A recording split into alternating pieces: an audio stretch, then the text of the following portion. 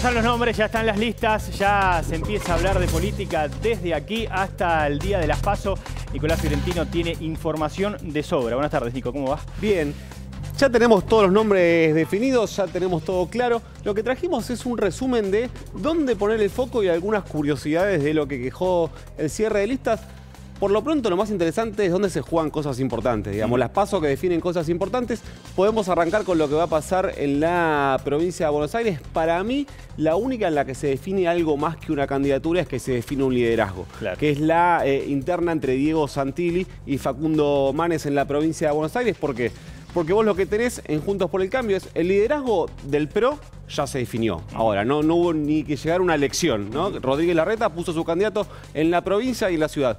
Bueno, aparece el radicalismo desafiante de alguna manera de lo que puede ser el mandato de Rodríguez Larreta. ¿Qué significa esto? Si Facundo Manes llega a ganarle la primaria a Diego Santilli, el que va a pagar el costo político directo de haber impuesto al candidato, que es Diego Santilli, es lógicamente Horacio Rodríguez Larreta, así que ahí ya podemos encontrar, sí. Claro, podemos definir, empecemos con las placas, con las caras, para que vos hagas tu análisis. Ahí las tenemos. Lo que planteas de la provincia de Buenos Aires es algo así como cuánto puede empezar a meterse el radicalismo, cuánto terreno puede ganar el radicalismo en lo que era macrismo. Exactamente, este es el jugador que tiene el radicalismo para hacer lo que cree que puede hacer en este contexto, que es robarle de alguna manera al PRO la conducción de Juntos por el Cambio. Creen que, subrayo el cree, no sé si yo estoy de acuerdo con esa idea, digamos, pero el radicalismo cree que si gana esta PASO, si Facundo Manes saca más votos que Diego Santilli, la discusión de la conducción de Juntos por el Cambio va a ser otra.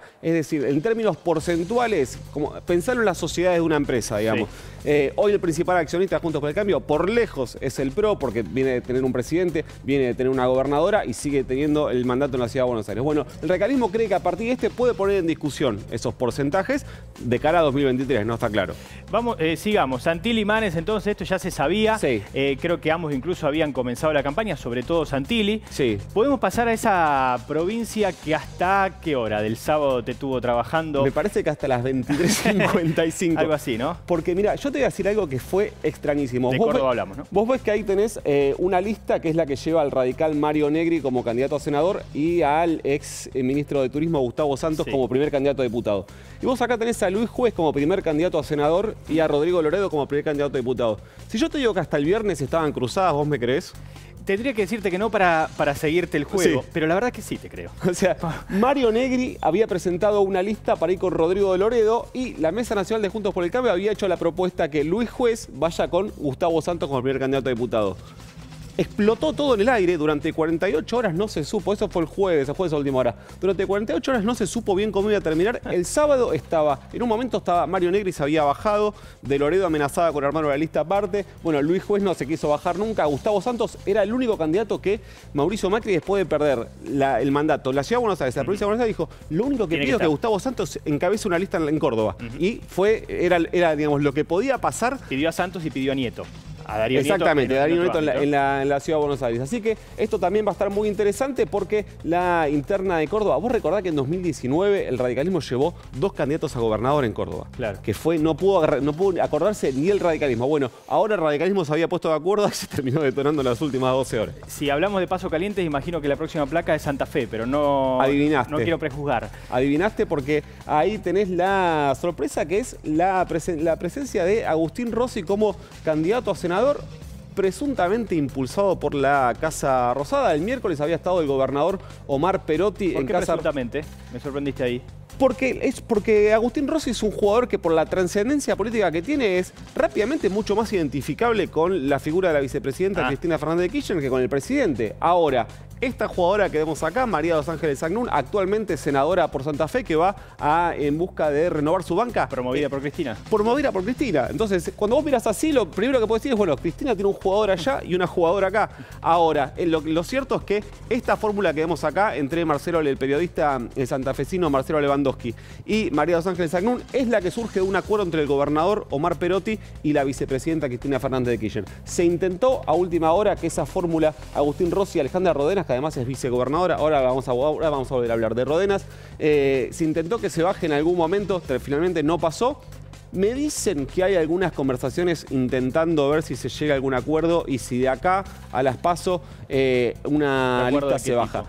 Ah, si alguna se baja. Si alguna se baja. Por el tono en el que salió las primeras 24 horas como precandidato Agustín Rossi, para mí sería rarísimo que se termine bajando. Claro. Pero sí, lo están intentando. Hay algunas conversaciones en la provincia. ¿Me acompañás hasta allá? Hasta esa línea. Hasta ese punto. Para empezar a desplegar de manera distinta ya las elecciones que tendremos. Y para ir... No solamente hablamos de Santa Fe como una provincia que tiene estas internas para las próximas internas, sino de lo que ha sido Tucumán. Bueno, en Tucumán vemos el vicegobernador Osvaldo Jaldo se presenta como primer candidato a diputado nacional en una primaria contra la lista que impulsa el gobernador, Juan Mansur. Una curiosidad, Tucumán elige senadores. Osvaldo Jaldo no decidió presentarse como candidato a senador. ¿Por qué? Porque si llegaba a perder esa interna directamente se quedaba fuera. Acá como primer candidato a diputado muy probablemente termine en la lista definitiva, pero sí está claro que lo que se está jugando en Tucumán es la sucesión de Juan Mansur, que no tiene reelección, y ahora vamos a volver a hablar de Juan Mansur también, y ahí tenemos la misma situación. Sí. Alejandra Rodenas, vicegobernadora de la provincia de Santa Fe, se mudó de fórmula, se planteó como compañera de fórmula de Agustín Rossi y está ahí también desafiando la lista oficialista del gobernador Omar Perotti. ¿Dónde nacieron las PASO? Santa Fe, donde se desarrollan más fuertes hoy en día. Hasta incluso el aparato opositor, ¿no? Con cuatro listas. Por una curiosidad que tiene de Santa Fe, y es que Santa Fe no tiene reelección. Entonces, todas las elecciones de medio término en la provincia de Santa Fe son precalentamientos, son una encuesta a cielo abierto de cómo se van a definir la lucha por la gobernación 2 años después. Por eso siempre las primarias de medio término de Santa Fe son súper interesantes. Muchísima información tiene Nicolás Fiorentino, como están viendo. Vamos a una siguiente placa, que esto está jugoso, que estos son los días que más los entusiasman, decime la verdad. Gobernadores refugiados, ¿de qué se trata esto de refugiados? Bueno, hay de todo un poco, ¿no? Se trata, tienen un hilo, tienen dos cosas en común estos tres gobernadores, y no es su pertenencia política, porque Rodolfo Suárez es del radicalismo, Juan Mansur y Omar Perotti del peronismo. ¿Cuáles son los hilos conductores? Primero, que no tienen reelección, o sea, en 2023 termina su mandato y no pueden buscar otro. Y en segundo lugar, que se presentaron como candidato a senador suplente en sus provincias. ¿Qué significa esto? ¿Refugiados es porque hay que buscarlo en la lista? No, refugiados porque primero porque aparece su nombre en la lista, eso es cierto, pero también porque se guardan una cosa como, bueno, si el candidato a senador de mi provincia en algún momento después es gobernador o es ministro, por ahí consigo una banca de rebote en el Senado, así que los tres anotaron ahí. Lógicamente el peso del nombre, encontrar el nombre del gobernador en una boleta siempre es importante. ¿Una última placa? Sí, muy cortito, porque es ¿qué es lo que entregó Alberto Fernández? No quería usar las listas como un espacio para darle aire al gabinete, que es algo que le venían pidiendo. Entregó muy poquito. Daniel Arroyo, ministro de Desarrollo Social, candidato. ¿Con intención propia incluso? Sí, lo había pedido él. No sé si había pedido ir en el lugar número 12. Como terminó, se esperaba un lugar más expectante, sobre todo para ser alguien que tiene nada más y nada menos que el rango de ministro. Agustín Rossi se presentó por las suyas y ahí vemos a Victoria Tolosa Paz, primera candidata a diputada nacional por la provincia de Buenos Aires. 3 cargos que además apenas se anunciaron los 3, ya empezó la lucha por ver quién los va a heredar en algún momento. Hoy se presentó públicamente Alberto Fernández, lo vamos a ver y escuchar al presidente de la Nación. Te pregunto rápidamente.